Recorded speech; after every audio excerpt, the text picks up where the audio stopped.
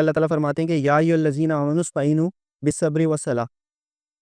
ٹھیک ہے، یہ اس کا سٹارٹنگ پارٹ ہے. اللہ تعالیٰ نے کہا اے ایمان والو. اب اللہ تعالیٰ نے ہر بندے سے بات نہیں کی، اللہ تعالیٰ نے ایمان والوں کو ریفر کیا اور ان سے بات کی. اللہ تعالیٰ نے کہا یا ایھا الذین آمنوا، یعنی یہ بات صرف ان لوگوں کے لیے جو ایمان لاتے ہیں.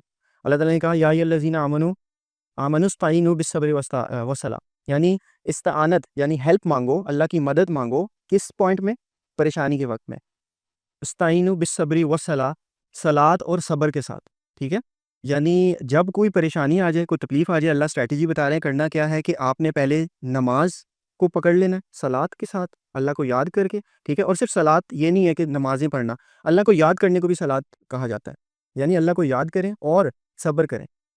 یعنی یہ نہ ہو کہ ایک نماز ہم لوگ جیسے، پھر میں دوبارہ عموماً اپنی پریکٹس، لوگوں کی پریکٹس کو بتاتا ہوں کہ ہم لوگ کیا کرتے ہیں کہ ہمیں کوئی پریشانی آتی ہے، ہم نماز پڑھنا شروع ہو جاتے ہیں اور عبادات کی طرف آ جاتے ہیں، اور پھر کیا ہوتا ہے ایک دو دن بعد جب وہ پریشانی ٹلتی نہیں ہے تو کیونکہ ہم لوگ بارگیننگ سوچ رہے ہوتے ہیں، ہم لوگوں کی زندگی بارگیننگ میں گزرتی ہے، تو ہم فوراً یہ سوچتے ہیں کہ یار اگر میں عبادات کر رہا ہوں تو فوراً اس کا رسپانس مجھے ملنا چاہیے، فوراً میری پریشانی دور ہو جائے، فوراً مجھے وہ چیز مل جائے. جبکہ ایسا نہیں ہے. اللہ کہہ رہے صبر کرو، استعینوا بالصبر والصلاۃ، یعنی صبر کرو اور نماز ادا کرو.